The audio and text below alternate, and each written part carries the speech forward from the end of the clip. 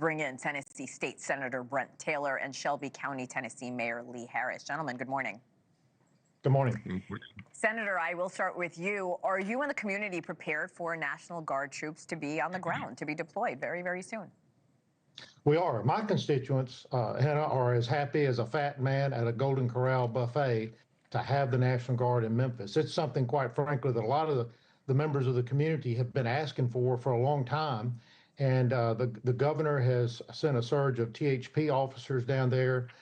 Senator Marsha Blackburn has marshaled federal resources with the FBI and ICE and other federal assets down there, and they've ended their operation. And now the National Guard will backfill that and continue to help move Memphis crime downward so we can get it down to a manageable level.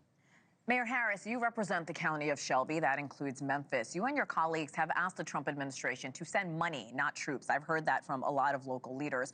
But according to the latest FBI crime stats, Memphis has the highest crime rate in the country, really by far, Detroit coming in second. Talk to me about whether you think the presence of the National Guard could deter crime in your area, in your district. No, I don't think the National Guard deters crime. Military personnel patrolling your street doesn't deter crime. What really happens is you suppress activity. And so seeing the armored vehicles, the semi-automatic weapons, and so forth in your neighborhood tends to freeze you, tends to signal to you that you shouldn't go outside.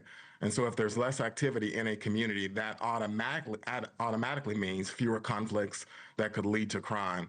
And so what we'll see is that people will stay home, and we will see the suppression of our rights, the right to travel, the right to due process, because we'll have military personnel patrolling our streets who are not properly trained, and we'll see a lot of our citizens caught up in the dragnet. And as that occurs, people just stay home. So no, it doesn't reduce crime, it suppresses activity. And that necessarily reduces the interactions, the conflict, and you see a blip in terms of the crime stats. Senator, before I move on, do you want to respond? Yeah, I would just say that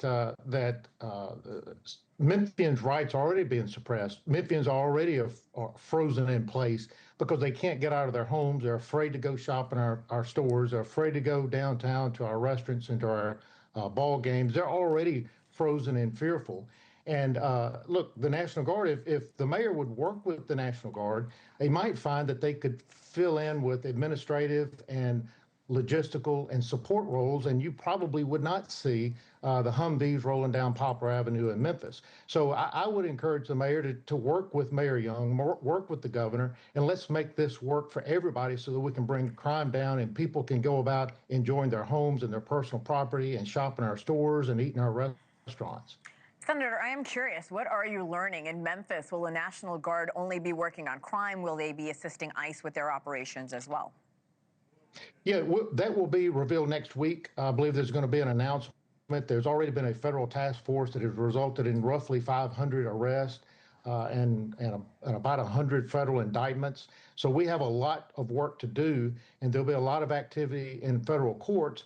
But unfortunately, we have a Soros-funded DA that about 400 of those indictments will wind up being prosecuted in state court. And I encourage our DA to take them seriously because a lot of work, hard effort, and resources have been expended to get those indictments, and we need to make sure that they're prosecuted. Mayor Harris, I want to play for you exactly what Memphis Mayor Paul Young had to say about the incoming troops. I'll talk to you on the other side, sir. And as mayor of the city that I love, of Memphis, Tennessee, my commitment is to make sure that we work strategically to ensure that this happens in a way that truly benefits and strengthens our community.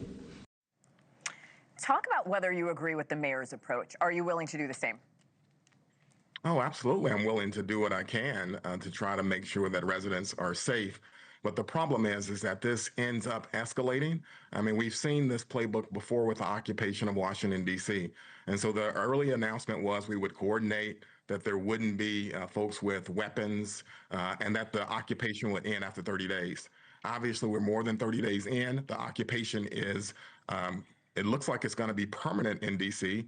At the same time, soon after the announcement of no weapons, you saw individuals with sidearms. Soon after that, you saw individuals with semi-automatic weapons. Soon after that, you saw armored vehicles. You saw checkpoints. And so I'm hopeful that there is the kind of collaboration that Senator Taylor talked about, and that we'll be able to work with some of these folks that are coming in. But all evidence is to the contrary.